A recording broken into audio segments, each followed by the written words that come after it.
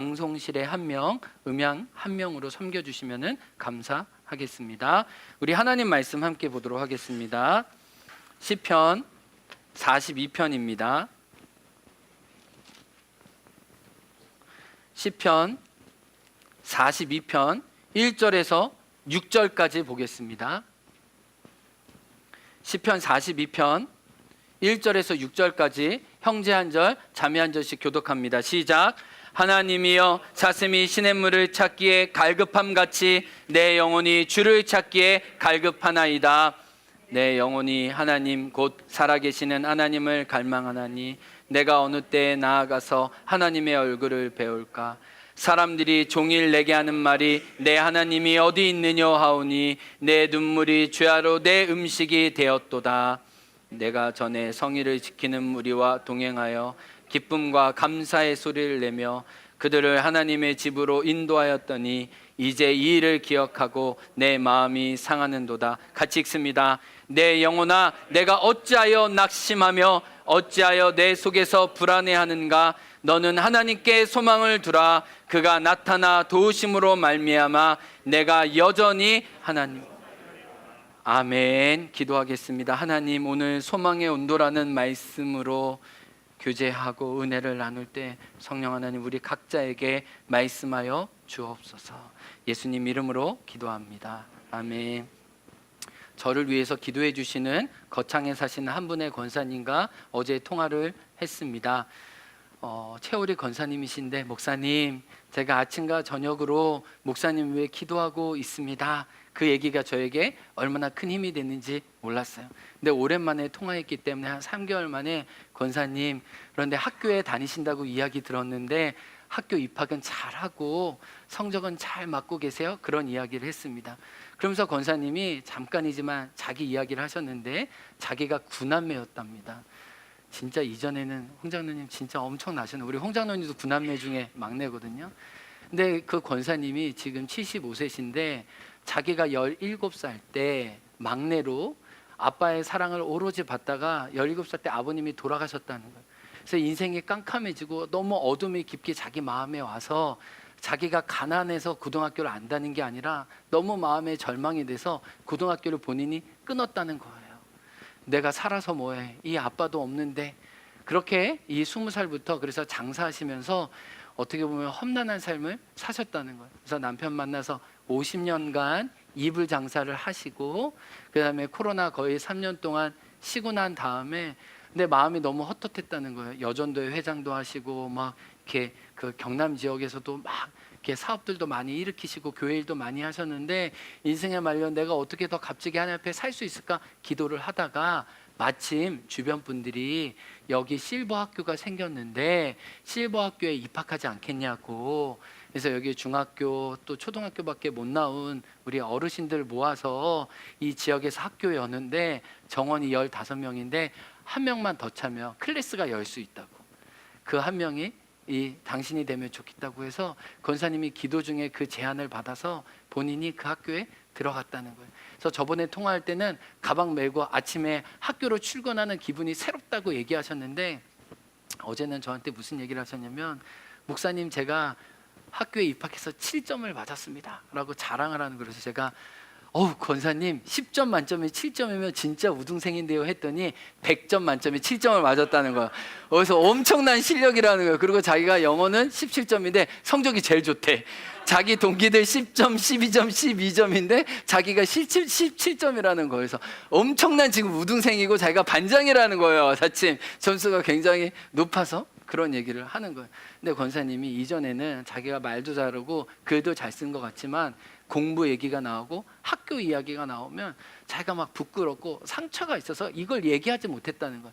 우리 많은 어른들이 그런 상처가 있잖아요. 누군가 학교 얘기를 하면, 학벌 이야기를 하면 괜히 나도 모르게 작아지고 힘들어지는 그런 마음이 있었는데, 자기가 늦었지만 실버 학교 입학해서 새로 공부하는 기쁨 때문에 7점을 맞아도 7점을 맞을 수 있다라고 기쁨으로 이렇게 이야기를 하시는 게 참 좋았어요. 이렇게 희망의 노래를 저에게 들려주시는 게 참 기쁘다, 그 생각이 들었어요. 오늘 여러분과 나눌 말씀도 이와 같아요. 시편 42편도 어떻게 보면 상처와 비통의 골짜기에 있었지만 그것을 딛고 소망을 노래하는 한 시편 기자의 외침이에요. 우리가 불렀던 찬양처럼 눈물의 골짜기에서 어떻게 기쁨의 샘을 기르게 하시는 하나님의 아름다운 역사가 오늘 본문에 나옵니다. 오늘 본문을 통해 먼저 고라 자손이 그리고 저와 여러분이 통과하게 되는 눈물 골짜기가 무엇인지 살펴보기 원해요. 첫 번째, 고라 자손은 상실의 골짜기를 지나고 있었습니다. 따라해 보겠습니다. 상실의 골짜기를 지나다. 이 상실이라는 것이요, 과거에 누렸던 기쁨과 현재의 고통의 간극이 너무 큰 거예요. 늘 어려웠다면, 늘 힘들었다면, 늘 슬픔만 있었다면 그것이 만성화되잖아요. 어느 정도 버티고 견뎌내잖아요. 그런데 고라 자손은 너무 이전에 누렸던 기쁨과 지금의 비통이 큽니다. 8절 말씀 한번 앞에 화면 따라 읽겠습니다. 시작.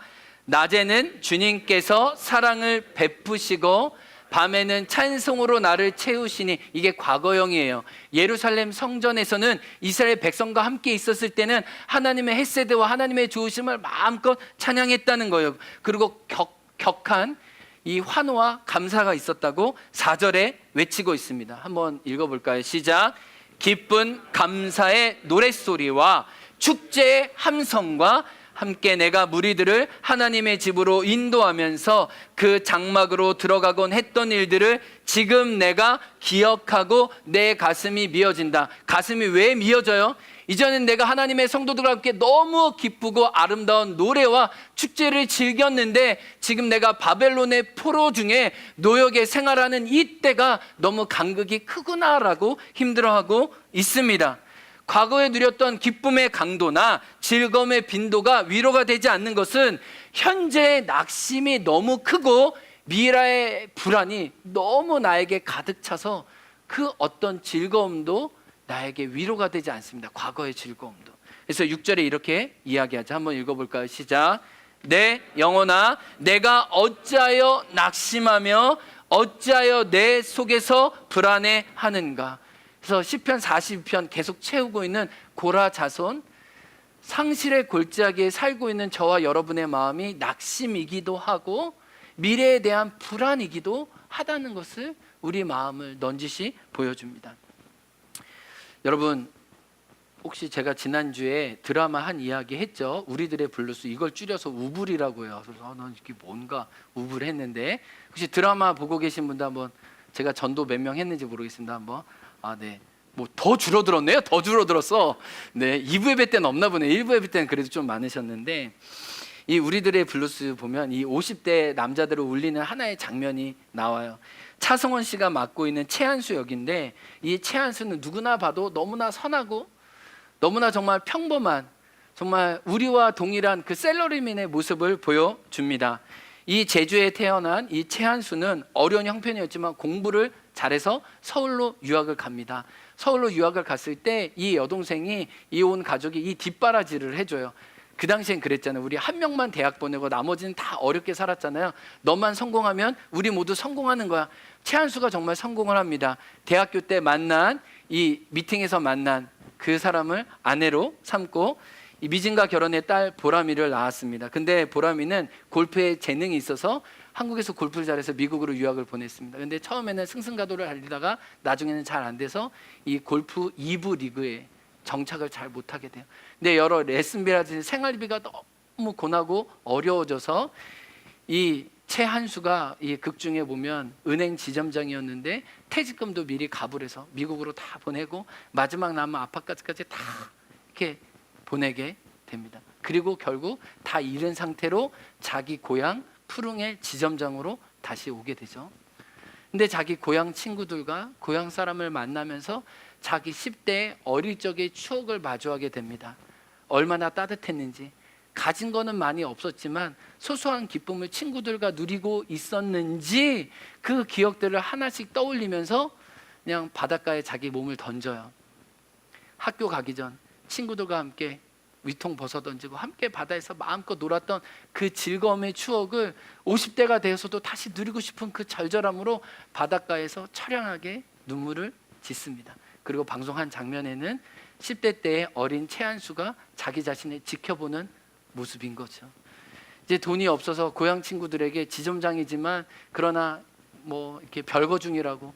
그래서 친구에게 돈을 뜯어내기 위한 이 비참한 심세를 보면서 최승원은 어떻게 보면 자기의 실체가 들키기 원하는지 몰라요. 내가 이렇게 형편없이 망가졌다. 나 아무것도 아니다. 근데 내가 너희들을 만나서 내 자신을 찾기 원한다. 이때 이 최한수를 보고 많은 진짜 실제로 기러기 아빠들이 너무 펑펑 울었대요. 내가 가족을 위해서 다 헌신했는데 나는 잃어버렸구나. 나의 순수함은 다 사라졌구나. 그 마음으로 많은 아빠들이 울었대요. 드라마 속의 한수처럼 과거의 행복한 기억과 그러나 미래의 불확실한 속에서 현재의 고통만 가중된 고라 자손의 외침이 이 인생을 사는 우리네 외침이기도 하다는 거예요. 이런 현실적인 어려움뿐만 아니라 오늘 본문에 보면 고라 자손은 영적으로도 굉장히 실족하기 직전인 것, 미끄러지기 바로 직전인 것을 알게 돼요. 그것은 영적 무력감의 골짜기를 지나고 있었어요. 첫 번째는 상실의 무력감이라면, 상실의 골짜기였다면, 두 번째는 따라해 보겠습니다. 영적 무력감의 골짜기. 이 영적 무력감이 언제 생기냐면 기도 응답이 지연됐을 때, 하나님이 숨어 계실 때, 하나님이 부재한 것처럼 여겨질 때, 그 오랜 시간을 통과하면서 영적으로 무기력함에 빠지는 것을 고라 자손을 통해 알 수 있습니다. 나를 구해해 주세요라는 외침에 하나님은 적극적인 응답이 없으세요. 2절 본문 우리 공동 번역으로 한번 읽어보겠습니다. 시작. 하나님 생명을 주시는 나의 당신이 그리워 목이 탑니다. 언제나 임 계신데 이르러 당신의 얼굴을 배우겠습니다. 목이 탑니다. 그립습니다. 하나님 왜 안 나타나시는 거예요? 하나님 왜 당신의 구원을 우리 가운데 선명히 보여주지 않으시는 겁니까? 마치 출애굽 백성이 말과 적군을 죽이셨던 우리 선조들의 노래를 우리로 이 바벨론 땅에서 부르게 해주십시오. 근데 우리는 선배들과 같은 왜 승리의 주님, 그 주님을 노래하지 못합니까? 라고 얘기하는 거예요. 3절은 더합니다. 3절 한번 읽어볼까? 시작. 내 하나님이 어찌 되었느냐? 비우는 소리를 날마다 들으며 밤낮으로 흘리는 눈물, 이것이 나의 양식입니까? 하나님 저로 왜 조롱받게 하십니까? 당신의 이름이 왜 땅에 떨어지게 하십니까? 하나님 우리를 일으켜 세워주십시오라는 고백이 있는 거예요. 하나님의 침묵으로, 하나님이 나타나시지 않음으로 힘들어하고 있다는 것을 알게 됩니다. 이 두 가지가 이들을 깊은 수렁에 빠뜨리고 있어요. 그런데 가만히 오늘 시편 말씀을 보면 낙심과 불안의 외침만 있는 것은 아니에요.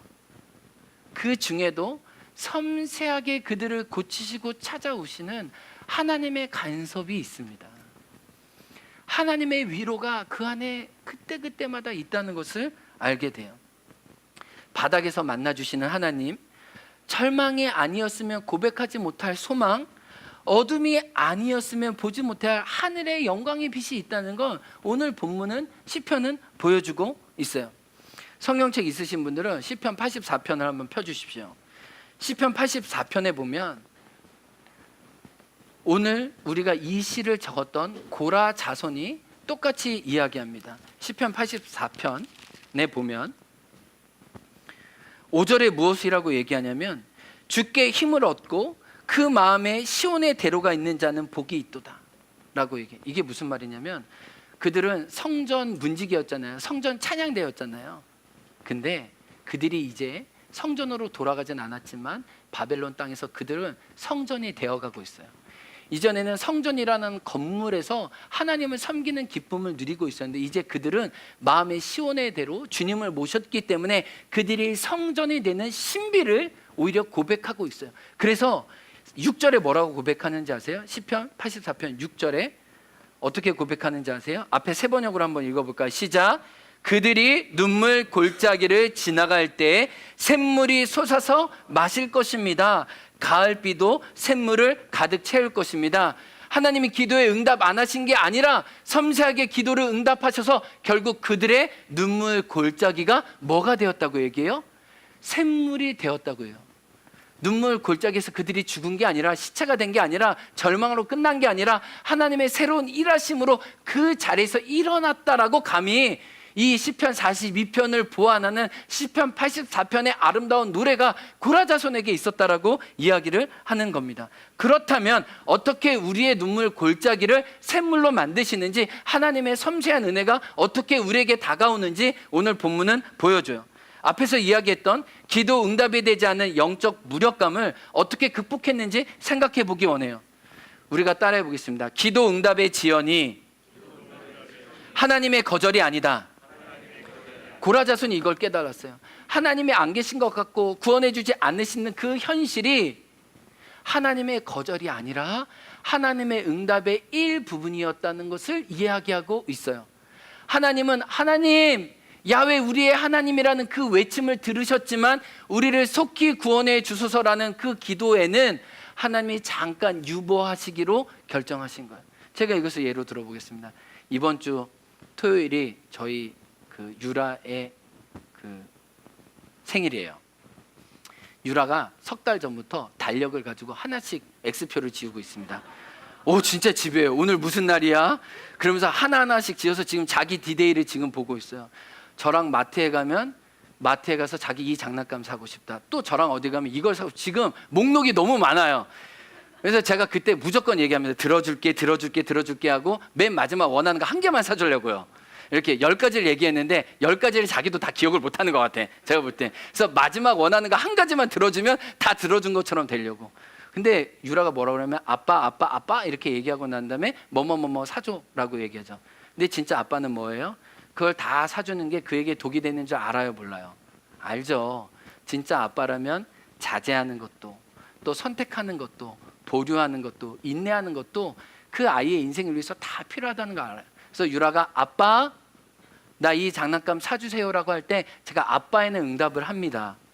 근데요, 이 장난감을 사주세요라는 건 응답의 유부는 누구에게 달려 있어요?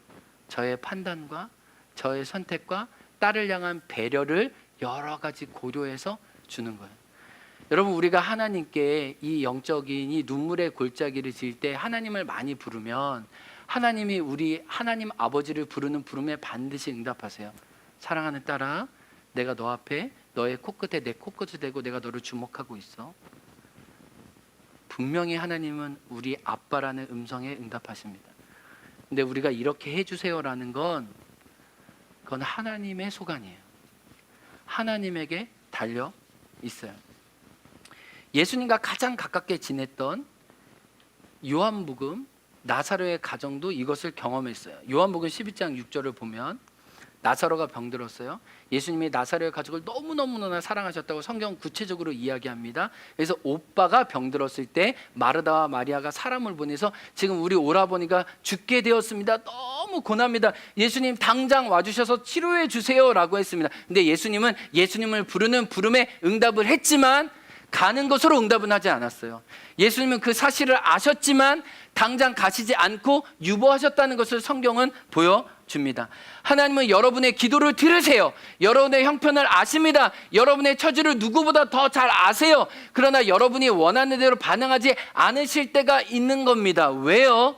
우리를 위해서 더 좋은 것을 주시기 위해 하나님의 섭리와 하나님의 지혜에 맞는 그분의 경륜을 가지고 저와 여러분에게 찾아오십니다. 하나님은 나사로를 향한 빅픽처를 가지고 있었어요. 그런데 마르다와 마리아는 이것을 몰랐죠. 그래서 당장만 와달라고 했어요.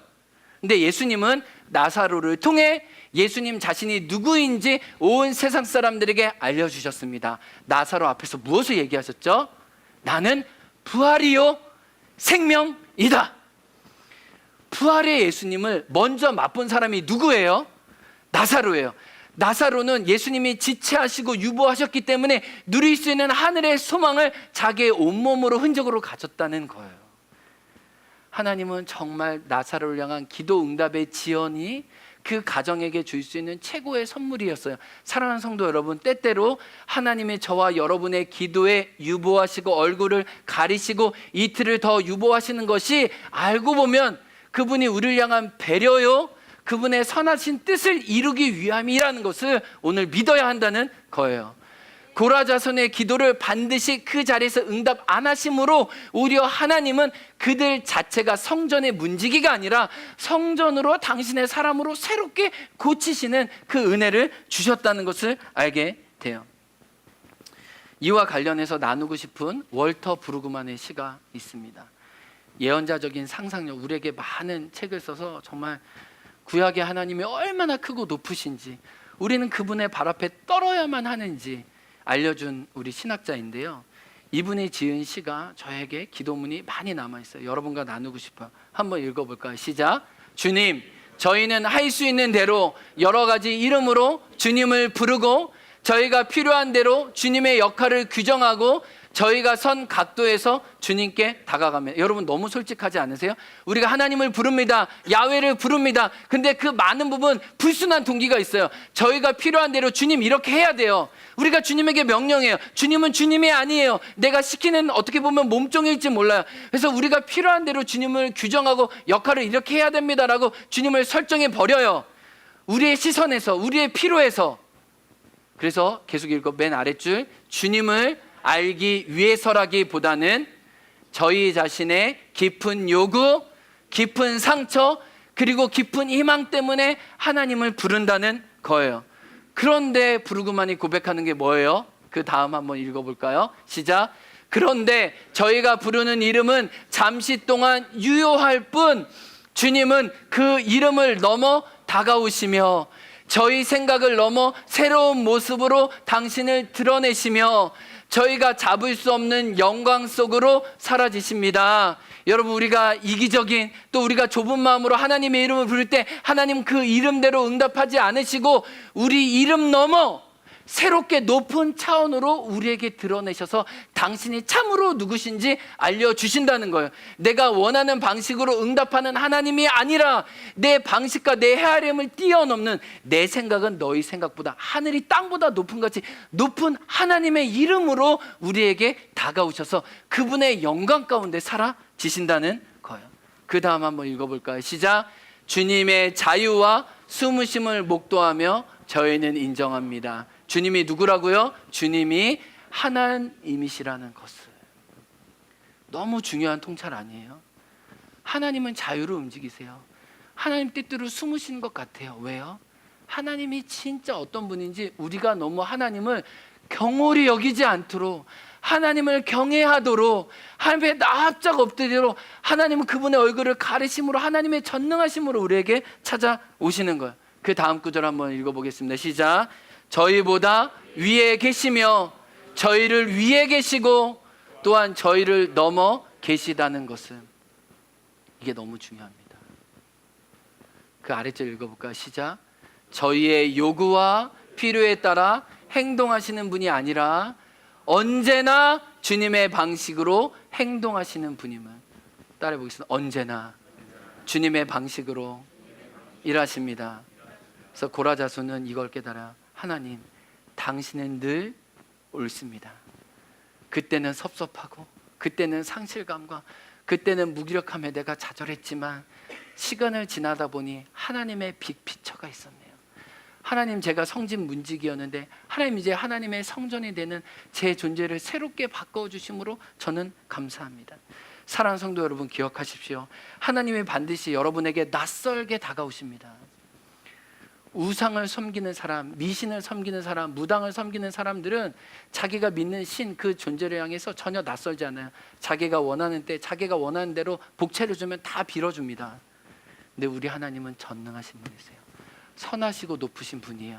우리의 요구, 아빠라는 음성을 들으시지만 그 뒤에 것은 당신의 때와 당신의 방법으로 이끌어 주십니다.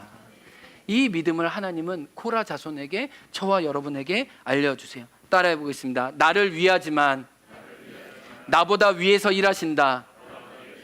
나를 위하지만 나보다 위에서 일하신다. 코라 자손이 이것을 알게 된 것이에요. 사랑하는 성도 여러분, 혹시 이 자리에 나올 때 하나님께 섭섭하지는 않으셨어요? 하나님께 원망이 있지는 않았어요? 하나님, 기도하는데 내 가정과 내 처지와 내 관계와 내 일자리와 내 형편은 왜 낙심이고 불안이지 않습니까? 라고 하나님께 고백하는 분들이 계세요. 여러분, 하나님은 이미 여러분의 기도에 응답 중이세요. 여러분이 하나님의 이름을 부른 것으로 하나님이 이미 여러분에게 찾아와 주세요. 그리고 하나님은 빅피처를 가지고 계세요. 그것은 환경의 변화보다 여러분의 마음의 변화를 하나님은 가질 수 있도록 그때를 기다리게 하심으로 소망의 사람으로 변화시켜 주시는 거예요. 아멘. 그래서 시편 43편 3절에 보면요, 이렇게 고백합니다. 시편 43편 3절이에요. 시작. 주님의 빛과 주님의 진리를 나에게 보내주시어 나의 길잡이가 되게 하시고 주님의 거룩한 산 주님에 계시는 그 장막으로 나를 데려가게 해주십시오. 여러분, 시편 40편과 43편은 원래 한 편이에요. 이걸 두 편으로 나눈 겁니다. 똑같이 고라자손의 노래고 똑같이 외침이 같이 나와요. 이게 세트예요. 전반부 후반절이에요. 똑같이 나와요. 이걸 같이 엮어서 봐요. 이들이 이 골짜기, 눈물의 골짜기에서 뭐를 고백하고 있는지 아세요? 자기의 목자됨을 내려놔요. 그리고 하나님의 목자 되심을 인정합니다. 여기서 뭐라고 얘기해요? 나의 길잡이가 되게 해달라는 거는요, 양이 목자의 지팡이와 막대기를 바라는 그 언어에 똑같아요. 시편 23편 3절의 언어와 똑같아요. 그리고 뭐라고 해요? 주님에 계시는 그 장막으로 나를 인도해달라고. 근데 이전에 뭐라고 기도했냐? 하나님, 내가 예루살렘 성전에 돌아가서 성전에서 다시 예배하는 그 기쁨을 주옵소서로 기도했는데 그 기도가 70년간 유보되었어요. 다니엘은 그것을 알았기에 하나님의 뜻이 이루어지기에 골방에서 창문을 열고 기도했죠. 그 하나님의 약속이 이루어지지 알기 때문에. 근데 하나님은 그 약속을 이룬 동안 고라자손에게 무엇을 말씀하셨어요? 너희가 성전에서 문지기로 섬기기 전에 너희가 있는 바벨론 땅에서 성전이 되어라고 그들을 성전 삼아 주셨다. 그래서 뭐예요? 주님이 계시는 그 장막이라는 게 목자가 계시는 그 거처를 이야기하는 거예요. 이미 그들은 바벨론 땅에서 주님을 모심으로 양이 되어 목자의 거처에서 성전으로 새롭게 세워져 가고 있었다는 것을 오늘 본문은 보여주고 있어요. 그러니까 결국은 기도가 유보되고 하나님이 숨어 계신 것 같지만 그 인내의 시간을 통해 그들은 눈물 골짜기에서 목자 되신 하나님께, 자기 위에서 일하시는 하나님께 자기 인생을 맡기는 겸손함의 은혜를 그 골짜기에서 깨닫게 된 거예요. 사랑하는 성도 여러분, 혹시 우리가 눈물 골짜기를 겪고 있다면 겸손함 가운데 우리 위에 계시는 그 하나님의 응답을 끝까지 인내할 수 있는 저와 여러분 되게 주의 이름으로 축복합니다. 두 번째, 과거의 기쁨과 현실의 고통의 간극, 이 상실의 골짜기에서 하나님은 무슨 일을 하고 계세요? 결론을 말하면 이것입니다. 주님을 위하는 기쁨에서, 다시 한번요, 주님을 위하는 기쁨에서, 주님을 위해 무엇을 하는 기쁨에서, 주님과 함께하는 기쁨으로 그 존재 자체를 바꾸고 계시다는 거예요. 예배를 돕는 기쁨이 아니라 예배자로서의 기쁨을 주시는 거예요. 예배를 돕는 기능인이 아니라 예배하는 한 단독자로 주님 앞에 서고 있다는 거예요. 3주 전에 이 신학교 선배님들이 오셔서 저에게 목회 멘토링을 해주셨는데, 저에게 요한아 이런 얘기를 해주셨어요. 요한아, 넌 어느 때 제일 기쁘니? 또 어느 때 제일 힘드니? 그런 얘기를 하면서, 요한아, 너가 하나님 앞에 많이 외로워져야 된다. 너가 하나님 앞에 외로워지는 것만큼 너의 목회 자리에 설 수 있다. 너가 하나님 앞에 외롭고 고독해진 것만큼 성도들과 교제의 기쁨과 하늘의 기쁨을 나눌 수 있다는 걸 계속해서 알려주세요. 선배들이 얼마나 비통하고 쓴 마음으로 목회 현장에서 그것을 배웠는지, 너가 하나님 앞에 외로워지는 것만큼, 온전히 예배자로 서는 것만큼 네가 이 자리에 설 수 있을 거라 얘기했을 때 제가 무슨 말인지 알았어요. 고라자손이 이것을 알았어요. 그들은 많은 무리 가운데 예배하는 기쁨만 알았지만 하나님 앞에 단독자로 서는 것은 많이 잃어버렸어요. 그래서 내가 전에 성일에 많은 기뻐와 축제의 함성을 누렸다라고 고백하잖아요. 근데 그들은 뭐예요? 시편 84편처럼 주께 마음의 힘을 얻고 시온의 대로를, 이제 진짜 물리적인 길이 아니라 그 영혼의 길을 갖게 된 거예요. 여러분, 이게 중요하지 않아요? 환경은 변해요. 여러 여건은 바뀌어질 수 있어요. 그러나 내 마음의 시온의 대로는 그 어떤 누구도 빼앗을 수 없어요. 하나님은 저와 여러분에게 뭐예요? 이 상실의 골짜기에서 무슨 길을 내시고 계시는 거예요? 시온의 대로를, 소망의 대로를 하나님은 새로 내시는 거예요. 과거의 기쁨을 잃어버린 것은 분명합니다. 그러나 현재 고라자손은 주님 안에서 기뻐하는 법을 배우고 있습니다. 과거 사람들과 함께하는 축제의 기쁨을 경험했으나 고독 속에 만나주시는 주님과 사귐의 기쁨을 다시 회복하고 있어요. 그런데 이 기쁨을 지금 저와 여러분이 이 시편을 통해 다시 회복하라고 주님은 말씀하고 계신 거예요. 말씀의 결론입니다. 사랑하는 성도 여러분, 시편 42편 한번 다시 봐주실래요? 시편 42편을 보면 약간 말씀이 왜 똑같은 말씀이 6절에도 나오고 10절에도 나오고 43장 5절에도 나오는지 제가 궁금했어요. 질문했어요. 하나님 한 절만 나오면 되는데 왜 이렇게 똑같은 구절이 3번이나 나오는 거예요? 라고 제가 묵상하게 됐을 때 이게 이런 거더라고요. 이 노래가 어떤 노래냐면 고라 자손이 골방에서 하나님을 향한 공적인 어떤 사적인 개인적인 외침을 마음속에 담아서 이제 사람들과 함께 외치는 건데 국악과 똑같더라고요. 우리 국악을 보면 어이씨구나 하면 여러분이 어떻게 해요? 네. 어이씨구나 지화자 좋다 이거잖아요. 이게 시편이 어떻게 됐냐면 6절에 내 영혼아 내가 어찌하여 낙심하여 어쩌게 내 속에 불안하여 하는고 너는 하나님께 소망을 두라 라고 얘기하면 이 고라 자손이 외치면 그 노래를 듣는 사람이 어찌하여 불안하고 낙심하는고 너는 하나님께 소망을 두라 그가 나타나 여전히 하나님을 찬양하리로다 라고 이렇게 매기고 받는 거더라고요. 매기고 우리 국악을 보면 매기고 받는 게 있는 것처럼 고라 자손의 개인적인 노래가 공적인 노래가 되어서 그들의 노래가 되고 또 그들의 노래가 이스라엘 전체의 노래가 되어 바벨론 포로 가운데 신음하고 있는 이스라엘 백성을 살리고 이스라엘 백성을 살리는 노래뿐만 아니라 지금도 하나님 나라를 소망하면서 비통과 아픔의 골짜기를 지나지만 여전히 주님으로 기쁨을 삼고 성전이 되어가는 저와 여러분의 외침이 되도록 매기고 받고 아름다운 영적 순환을 이 42편과 43편을 통해 알려주는 거예요. 고라 자손의 그 깊은 골짜기에서 하나님께 외쳤던 소망의 샘, 이 노래가 지금 우리의 노래가 되었듯이 여러분의 노래가 반드시 누군가 소망이 되어 그를 일으키는 아름다운 은혜의 표적이 될 것입니다. 이 믿음으로 오늘도 좁은 길을 걷지만 밤낮 기뻐하는 소망의 샘물을 길어오르는 저와 여러분들에게 주의 이름으로 축복합니다. 우리 함께 일어나서 찬양할까요? 완전하신 나의 주 의의 길로 날 인도하소서 행하신 모든 일 주님의 영광 다 경배하며